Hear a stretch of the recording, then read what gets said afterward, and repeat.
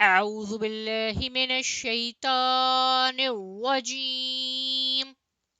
بسم الله الرحمن الرحيم.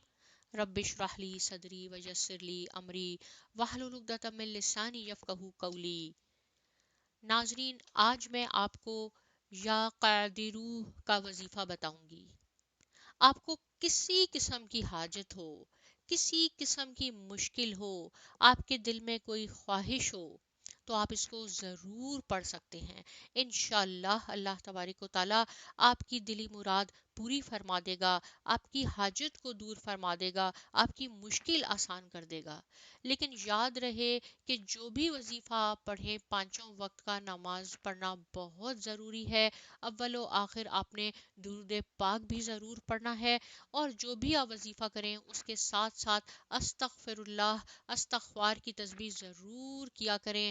اپنے گناہوں کی معافی اللہ تبارک و تعالیٰ سے ضرور مانگا کریں.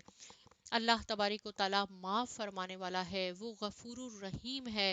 وہ ہمارے تمام گناہ بخش دے گا، معاف کر دے گا، اور ساتھ میں ہماری حاجت بھی ضرور قبول کرے گا.